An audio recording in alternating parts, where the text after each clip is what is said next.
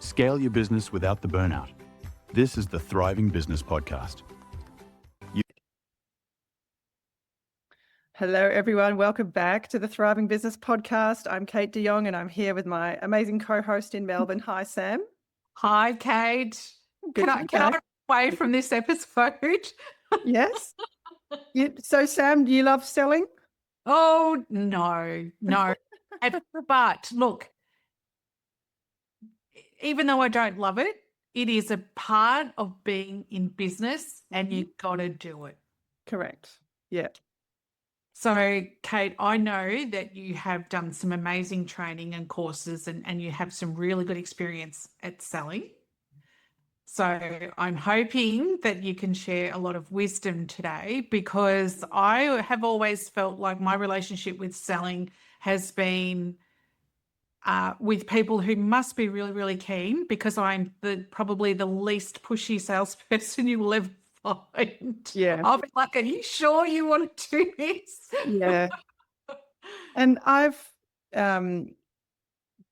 changed perspective over the years with my approach to selling. I know that, back in the day, I've done some really sort of aggressive sales courses, and they teach you certain techniques and tactics to try and close people.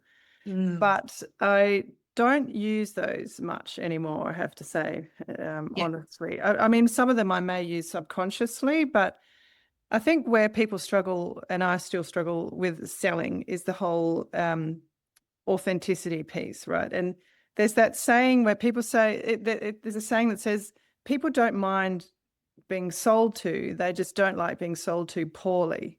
Yeah. Or badly. We've all been in those icky, awful situations where you know suddenly you're in a situation where someone's trying to sell you something and they're getting desperate, or they're trying all the tactics under the sun to get you to see the value, and all of a sudden you're like a deer in the headlights and you're like, oh, this is not what I thought I had. I didn't know you were going to pitch to me and try to sell to me, and then you just want to run out the back door in those situations because it's so uncomfortable. Yes, and I mentioned this last week in the marketing episode about, my love-hate relationship with Facebook, because I'm constantly inundated on Messenger with people pitching. And look, do you know what? I get it a fair bit too on LinkedIn, which is why I really don't get on there an awful lot, because I'm tired of the pitches. As soon as you connect with somebody, they have it automated. I mean, it's Sales Navigator. I'm in the game too, I know. Yes. But it's straight away, it's like, oh, how are you doing today? Good, thanks. How are you? Great. I've got this thing. So I received this the other day, where I was having a very brief chat with somebody, and they asked me about a particular marketing strategy. Had I used it? And I said, yes, I have actually, and I've been quite successful at it, blah, blah, blah. And the very next thing was, here's a booking link. And I knew what was coming, and it really pissed me off, to be honest. Yeah. And I said, what is that for? Oh, well, I work with this person who's an expert in blah, blah, blah, blah, and we could really help you. At what point in that conversation did I express any interest in needing help with this? You didn't even ascertain if I had that problem. Yeah, so that's a perfect example of being sold to poorly, and it pissed you off, and it does. And it happens, all the time in Messenger, in Facebook, you're right, and in LinkedIn. So people are using the LinkedIn Sales Navigator automated process to reach out and make connections. And then as soon as someone connects, they send you a hi or a welcome message, and then there's a whole automation that follows. I have never done that process. I never will do that process, because I don't want to spam people who don't know me with unsolicited pitches, and it does work wonders for some people. I know there are some people that say they get really good results with LinkedIn with that cold outreach, but I'm personally not a fan. And if someone does that to me, I tend to mute them. And and so I don't approach sales that way, and I know you don't either, Sam. I think we want to attract and draw people to us. We don't want to push ourselves onto people through unsolicited pitches. So if we start back at the beginning, where what is selling, and I think reframing it sometimes can really help, because selling is actually just about serving, right? It's about showing people what you have, and if it's what they need, then it should be a natural transaction. So there should not need to be any, snake oil tactics or,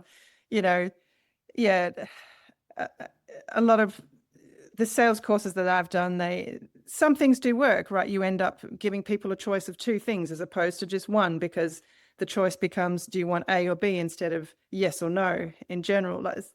But I reserve those tactics for when I think the person genuinely needs options rather than it an actual sales tactic that I'm trying to use to get them to say yes. So I no longer have the attitude, well, I guess it comes with experience in business too, but if someone needs what I have, then perfect. If they don't need what I have, then I will suggest them to someone that can help them if it's not me. Or now it's a genuine conversation about, am I the right person to help you? If yes, this is the process. If not, I know someone who could help you, or, maybe it's a not now but later sort of thing.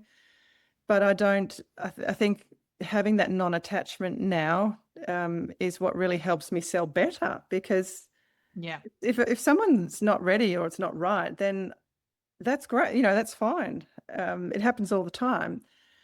And that's just part of, but I'm not going to then hook them in. And I think what happened with us, Sam, in our previous experience, where we really had, in a coaching company, we were working with rigorous sales process, where often you would really sort of aggressively get someone, through a sales process that we had, get someone to say yes, and they would say yes and pay their money, but then they wouldn't show up, or they wouldn't fully engage with the process, or it was really hard to reach them.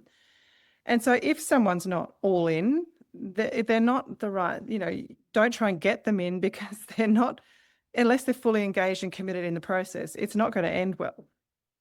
Right. No, it's not.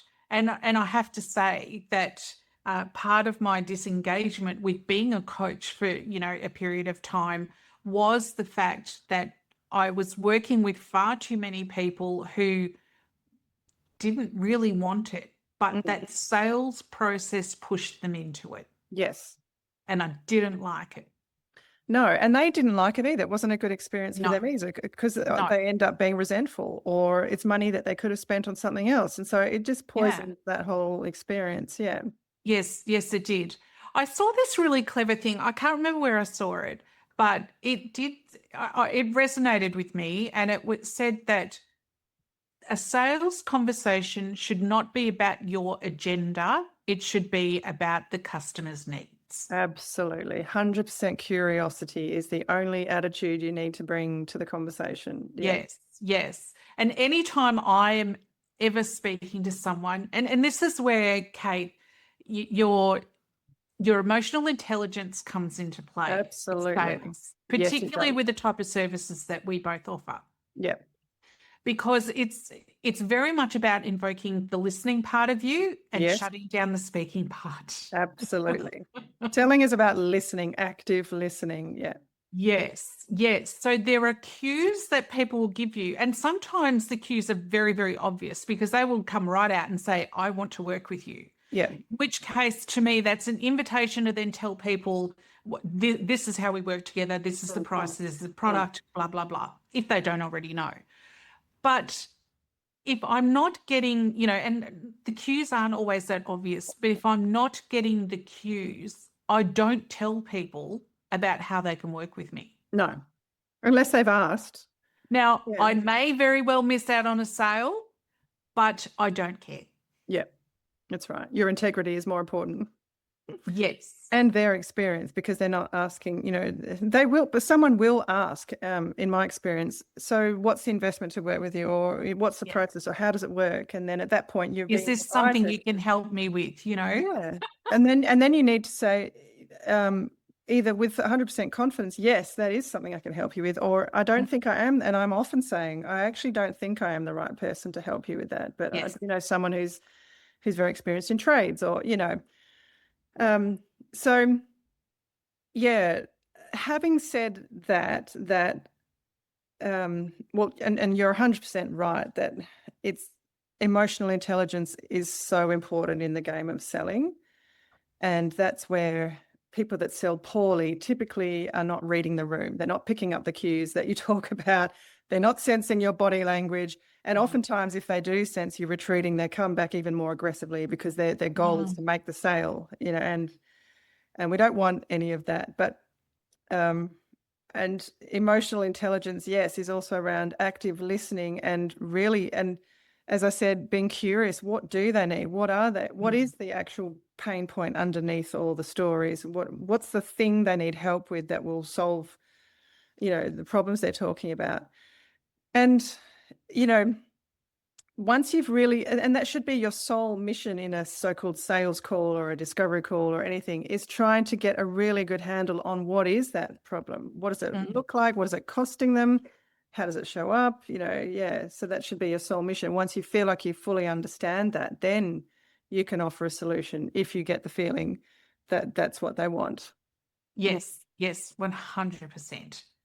And or even though that's our attitude, Sam, what are your thoughts on, I think that's a great attitude to have, and it works. In my experience, the less attached you are to the outcome, the more the person wants to work with you. Yeah. And quite often when I've turned clients away because I really get the sense that this is going to be a hard person to work with, and you actually say, don't think I'm the right person, they quite often want to work with you then because, they're feeling it's something about, and I know a guy who actually is a sales consultant who uses this approach. He tries to manufacture what he calls reverse psychology, where you become the one that is wanted and chased as opposed to you chasing them. And that's the whole process that I know a lot of sales consultants use to try and reverse sell, is what they call it. So you're trying to get it to the point where the person in front of you, you're not chasing them, but suddenly you've turned things around so that they want to work with you. And I do understand the psychology behind that, but I also don't want to manufacture that when I'm in a conversation with someone, and I want to do it naturally, if it is natural, if you know what I mean. Yes. Yeah. No matter which way you flip the egg,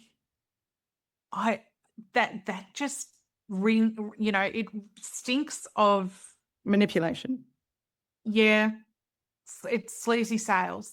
Where any time you are using what people tell you against them instead of for them, you are manipulating people. Yeah.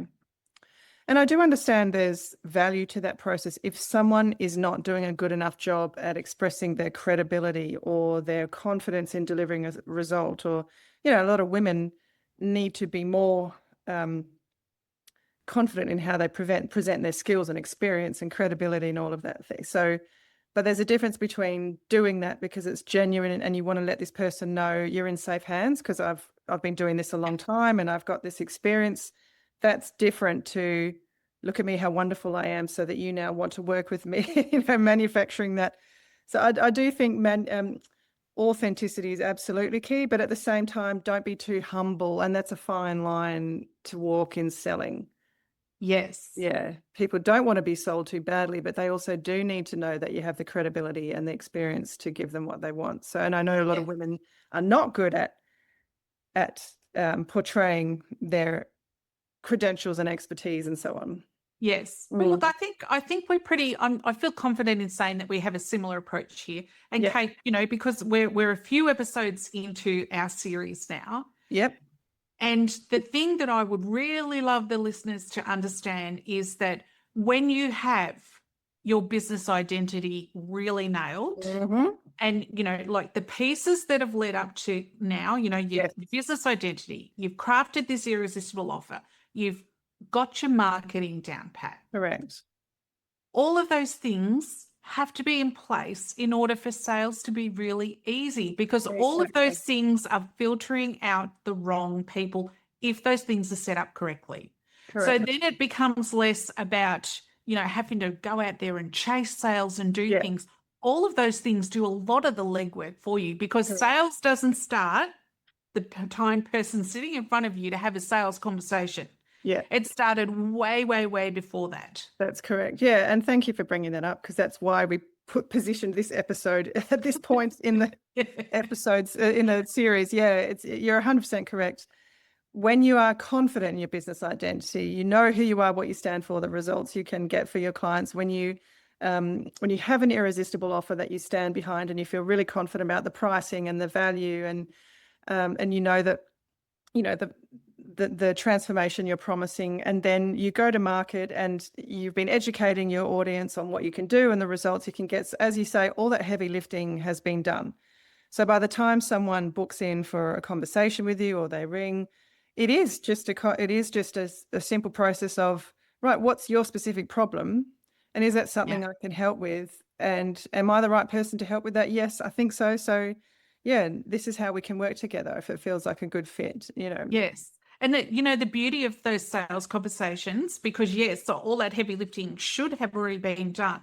But if you find that you've got a really low conversion rate from those sales calls or those conversations, this is where it isn't about, oh, I'm not selling. This is about, okay, this is really great feedback, because somewhere in the previous steps, things are going a little bit sideways, so that they've got an established idea or an established perception about what I'm like and what it would be like to work with me. And then they get on that call or they meet me and there's a disconnect, which means there is a failure somewhere earlier in the process. True. And that's what they talk about. This, a sales process is that whole journey, isn't it? From first someone learning about you through to them being on a call with you or some point of engagement.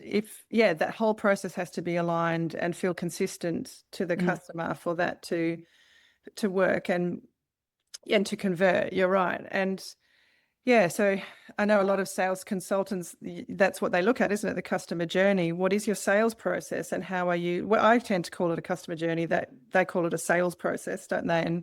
But it's the same thing from first engagement. What's the journey you take someone on to the point where you've got them on a call?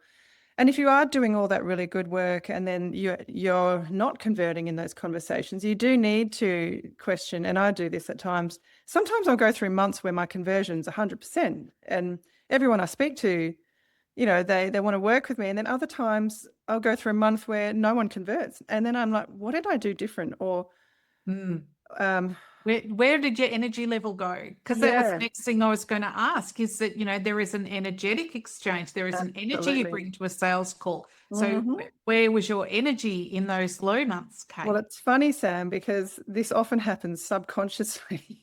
If I've got a project that I'm working on that I really want to finish. So at the moment I'm writing a book, right? We've got 2 on the go, but I really want to get this one book out. And funnily enough, I have no clients at the other than my regular ones. So, and it's funny how you've got to be careful what you wish for. But now I'm just trying to hunker down and make sure I use that time properly, because you can't really fight. This is where it gets a bit woo-woo, but there is so much energetic stuff below the conscious line with selling. People pick up on subconscious messages and and there's a whole sort of universal thing that happens in there too, isn't there? Where if you've got a lot of chaos going on and you want it to calm down, suddenly the clients aren't converting. So I think, I have been in times where I'm really on fire and I'm really in, client service mode and it flows. And other times I think I am in client mode, but my subconscious wants something else. And so, it's an interesting thing. And what do you do when that happens? And do you freak out or do you trust, do you trust that it will come good? You do have to. So this is where, I'm now pondering. I'm also in a process of pondering the next phase. What am I going to be offering, right? And so when you don't have that clarity, so my irresistible offer is not clear right now. So then that has an impact. So you do need to spend that time to get that part really clear and then feel so confident and excited to go out to market with it that, What are your thoughts? Yeah. Oh, I wholeheartedly agree. And I think, when I was talking to you last week about marketing and how I had finally felt like I was actually in charge of the marketing that I was doing, and I was scheduling and I was enjoying the process, which was a very foreign concept for me. I was actually really enjoying creating all the content for this marketing and doing all that sort of thing. And where that has come from is the real alignment between the offer and like all of the pieces for the '08 have lined up, and all the pieces that we're working on together are lined up. So I have found that the marketing and the selling of these things feels really good. Yes, exactly. And Feels actually, when you and I got really clear on the purpose of this series and how we're running the workshops and the retreat, all of a sudden, the alignment's there and the excitement's there. And you and I are, on a mission now. Yeah. And the energy's there and the momentum's there, which is really lovely. Yes. But when you don't have that, you can't, it's hard to fight it. So I think that's why it's important that we're talking about these steps that you've got to go through to get to the point where, this is what you've decided to do. It's all aligned. So the energy is good around it. People pick up on that and they want to be part of it. Yeah. Yes. Yeah. So Kate, I'd love to go through a few of the sales type terms because I think people get a little bit confused by things. Yeah. So let's talk about the difference between a lead and a sales process and a pipeline. And these are all terms that come from marketing, like agency sort of things, aren't they, in digital marketing. And I don't really like them because a lead is a person, right? So yes, it is. Yes. But it is terminology that's thrown around a lot. But so a lead in digital marketing is someone who has shown interest in your brand somehow, whether they've clicked on an ad or they've engaged with a post or they've signed up for something. They are then technically considered a lead. So they go into which in my mind, they're a human that might need what you have to offer, right? They're a person that has shown interest in your brand. So then they come into your so-called pipeline in your sales process, where somehow all of us in business should ideally have a CRM, so a customer relationship management system that we use. Yeah. I use Go High Level, and basically the lead, the person is registered in your system as someone who's potentially interested in your brand, and then it's what journey do you take them on from that point? They're now in your pipeline. So what's the customer journey that you take them on? And in my case, if someone signed up for my Business Builder's Handbook, they get an automated email that sends them the PDF. Then I follow up with 3 or 4 emails over a space of 2 weeks, just saying to them, giving them value about, did you know this? And do you know which, just educating them, I suppose, on the concepts that are in the handbook. So they're getting, and I've got videos in those emails. So they're getting to see me, hear me, read, what I have to say. And then at the end of that pipeline, the end of that journey, I should say, sometimes they engage on a sales call and then sometimes they don't. And so you're right, by the time I get on the phone call with them, they've already read 5 emails from me, they've heard 5 videos, they've watched 5 videos, and so that's sort of the customer journey. And everyone needs to have some kind of customer journey because there's nothing, more off-putting, I suppose. And if you do engage with a brand and you show interest and no one follows up, or if you're left sort of hanging and you don't get any attention, then it's like, okay, then, well, I was interested, but I'll take it or leave it. I'm not really anymore, So yes, Kate, you've said the golden words of sales: follow up. Right? Yeah, exactly. Yeah. So many sales are lost because we don't follow up. Yes, and people are scared to follow up. They ask. So I rang them and they didn't pick up. So did you try again? Oh no, I don't want to pester them. So. But you've got to put yourself in the other person's shoes. When I think about how many times I've just been super busy or life's just got hectic for a particular week, and like, oh yeah, I saw your call, but a week I'd forget about it because there's other chaos going on in life or business or whatever. And if they don't follow up with me, then it's off the radar. Natural perception is that I've forgotten and they didn't care enough. I wasn't important enough for them to try and call me again. I mean, don't call me every day 3 times a day. Yeah. But, make a concerted effort to follow up. Yeah. Yeah. And you and I both had the same training where it's like you keep following up until they actually tell you to stop. Yeah. Or you send the email that's, I've been stalking you, you haven't responded, so I'm going to stop now and wish you well. And that's often the point where they go, no, I'm still interested. Keep following, keep chasing me. Yeah, that's right. And don't be shy to follow it, because you're right. It's never really a sign that someone's not interested. It's a sign that they're too busy. Distracted. Distracted, too busy. And people take it personally or feel rejected way too quickly in this whole process. Oh, yes. You've got to put your sensitivities away. Yeah. Because this isn't about you. It's about the customer. Yeah. And they've already said to you, like, I've got some kind of interest, because they have responded to show interest. They've given you an email. They've given you a phone number. They've given you something to indicate, okay, let's have the next conversation. Let's have the next exchange. They've already given you permission to do that. So don't let them go. No. Because, and at the because you're going to say, because they didn't pick up the first time you rang. Yeah. And they might not pick up the 5th time you ring. No. I mean, I've had days where I'm like, oh, my phone's put itself on Do Not Disturb and I've missed 15 calls today. So sorry about that. Thank you. That's right. And if you don't leave a message, for goodness sake, don't ring and not leave a message. That is, if you don't do that. If you want someone to actually engage with you, leave a voice message. Even if they say they don't listen to them, it gets registered. We all get notified if someone's left a voice message. That's right. Because the lack of a voice message always, and we all have our own stories around those things, but lack of a voice message to me says you are a spam caller. Yeah, exactly. And we get I don't know your number and you're a telemarketer. That's honestly what I think. Absolutely. If you're not leaving me a message, you must be a telemarketer. Yep, 100%. Yep. So follow up. And so we have to talk about the topic of ghosting. Yes, we do. Because this happens and people ghost us. Yeah, it does happen. Again, you can't take it personally. No. Look, there are people that are going to ghost you, and you can't let that stop you from standing up and talking about what you do. That's right. And ghosting doesn't always mean that they're not interested, because I just had today, on the back of that email that I sent yesterday, a client reach out and book in again. She reached out a month ago, booked in for a discovery call, and I had to shift it because something came up. And then I chased her to rebook, and she never rebooked and wasn't answering calls, messages. And now she's booked in again.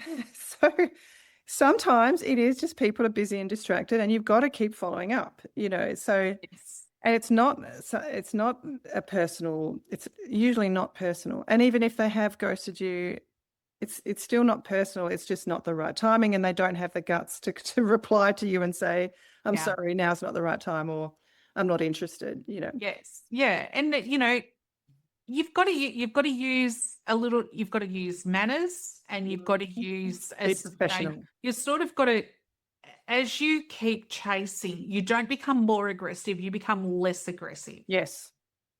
And I think non-attached. Yes. Detach and be non-aggressive. But you're following up out of courtesy. Yes, because the whole point of the follow-up is to say, I'm here, I'm still here if you need me. I haven't given up on you. Yeah. Exactly. Yeah. Yeah.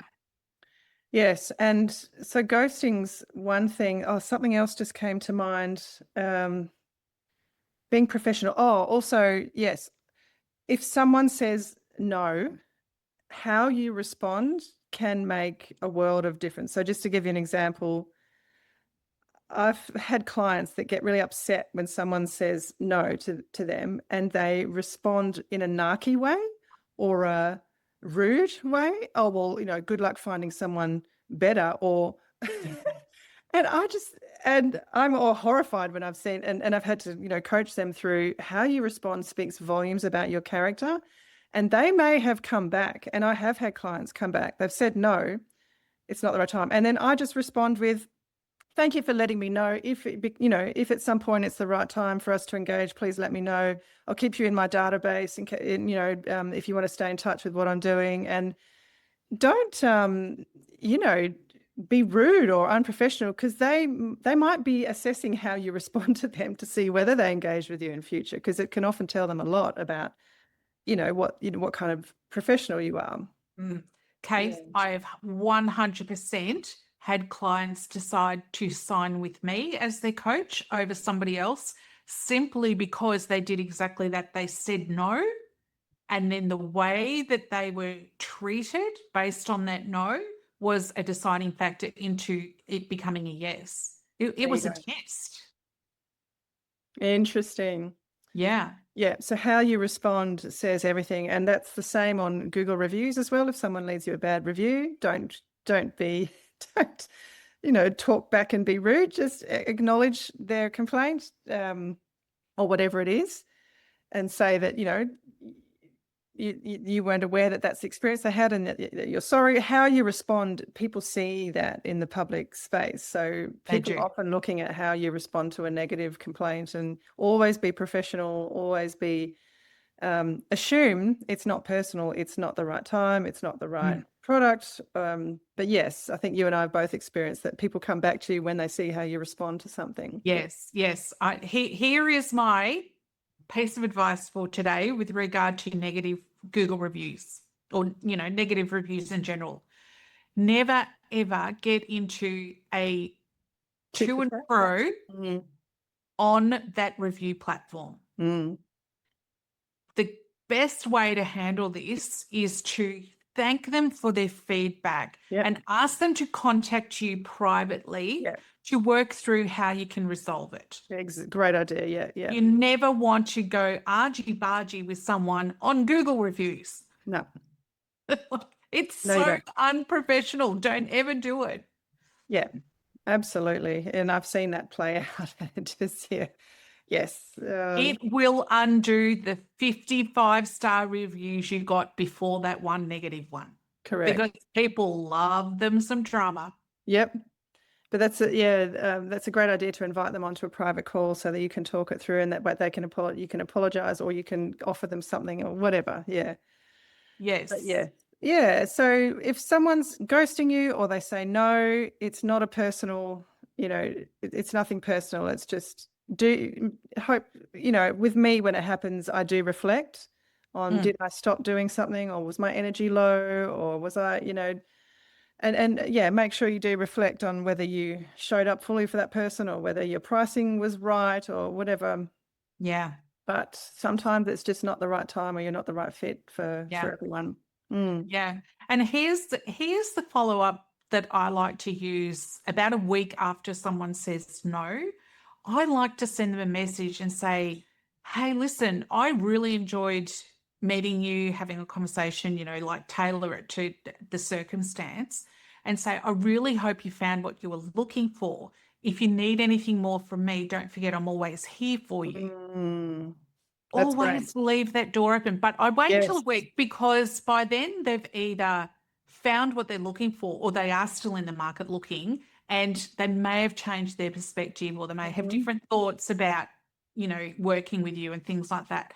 But above all, I always try and leave that door open to something in the future. Yes, because it is all about timing. And that's where email marketing is so good, because if you capture that person on your database and they're seeing regular communications from you, and they might not have engaged with your coaching, but they might want to do your retreat, or they might want to do your workshop, or, so that might be more appropriate for their budget where they're at, or you just never know. So I think that's a great phrase. Always keep the door open. Yes. Or they may refer people they know.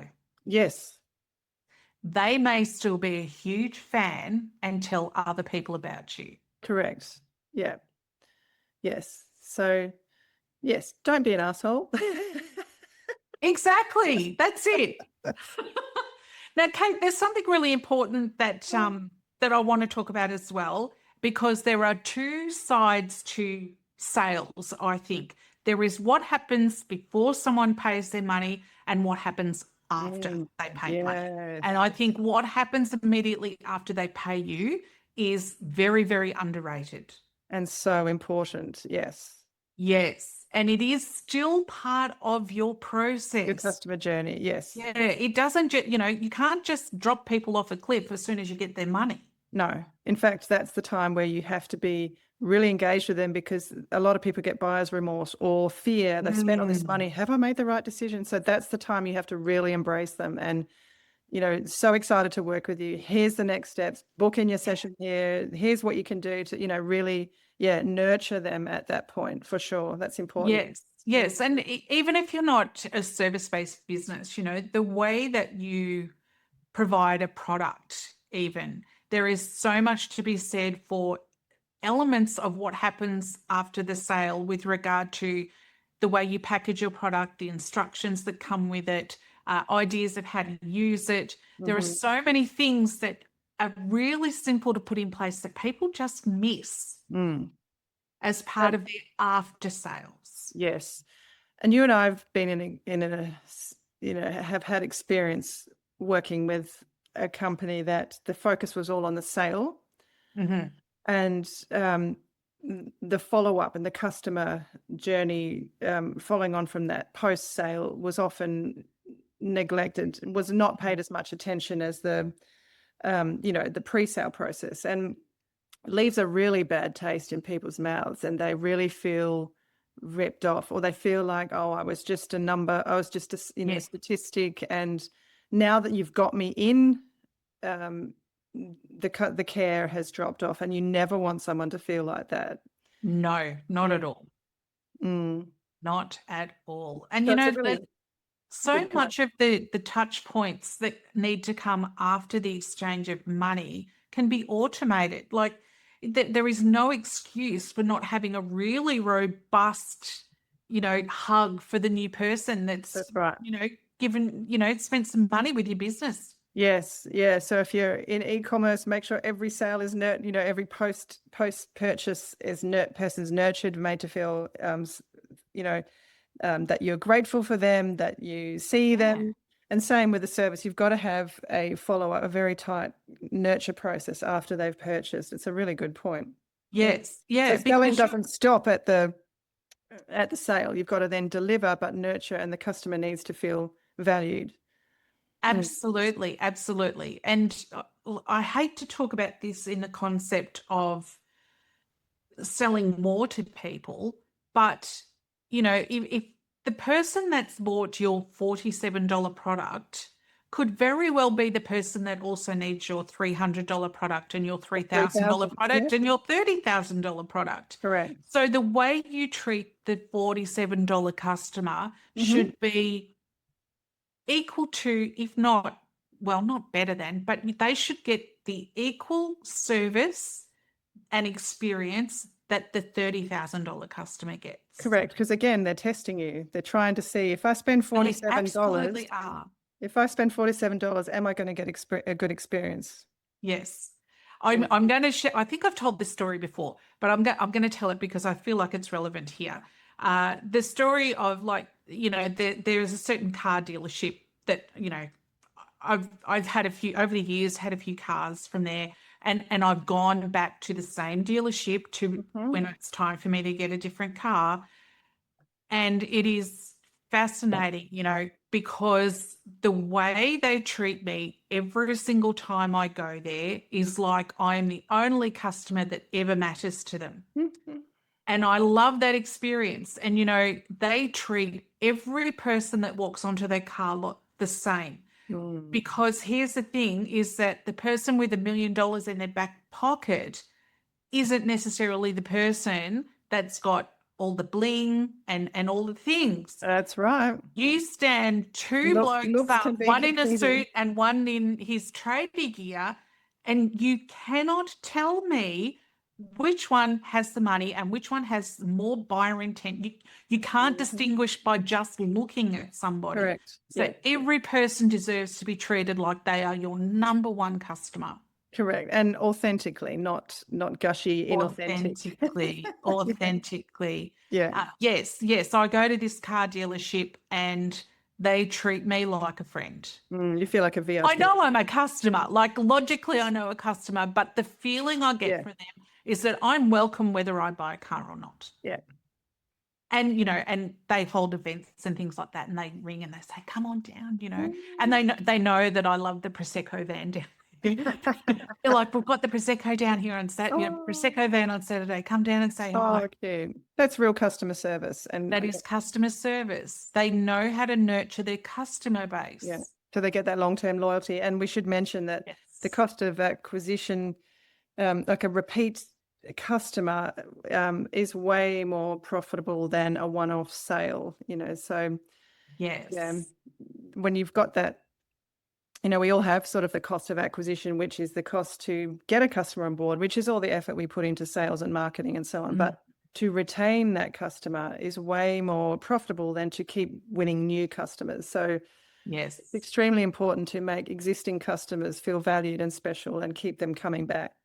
Yes. And look, in any business, there is a lot of pride in being able to say that you have had customers that have been with you for years, because if you are able to say that, then that's a much better conversation to have with somebody than, oh yeah, no, but 3 months, one and done. People are gone. That's right. It makes you, well, why do people not stay longer and work with you? What's wrong with you? Yes. Yeah.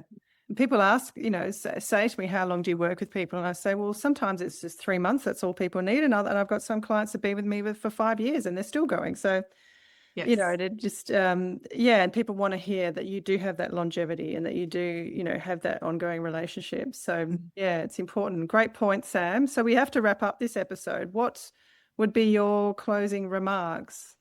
That you are in business, you do have to sell. So this is the time when you have to explore the way that feels best for you and gives your business the best results. Correct. Yep. Selling feels different for each of us, but we all have to do it and find a way to get comfortable with it and find a way to do it that feels authentic and non-salesy and non-icky. And for me, that just comes down to what you said earlier, being curious about clients and what do they really need, and figuring that out, getting really clear on it, and then proposing the solution if you know that you can help them. So it's that simple really when it comes down to it. But definitely make sure you have that process where you take people on a journey, that you do nurture them if they become a client. It's all very important in people's experience of you, and therefore word of mouth and reviews and so on. So I think we did a good job in covering everything we learned about selling over the last, few years together. Sam, we've been doing this since before COVID together, I think. Oh, yes, since before COVID.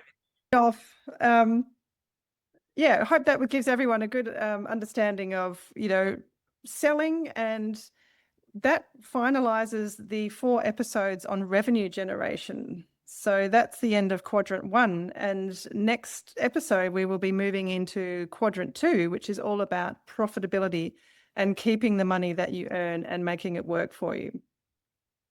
Yes, and I can't wait. So I especially can't wait to work with everyone on all of the quadrant 1 topics at the workshop. Me too. So 15th of April, we will be sending you all the links and details. Book in if you like free coaching. Well, sorry, not free coaching. Live coaching, I meant to say. Live coaching. Different all in a word. There is a small investment to get our eyes on your business and to figure out where the gaps are in your revenue generation. So we look forward to seeing you there on the 15th. Thank you so much, everyone. Bye for now. Bye-bye. You've got the strategies. Now let's build the systems. Whether you're joining our workshops or transforming at our Bali Business Retreat, we're here to help you scale without the burnout. Visit thrivingbusinesspodcast.com to join our community. Until next time, keep building a business that thrives. Your business without the burnout. This is the Thriving Business Podcast.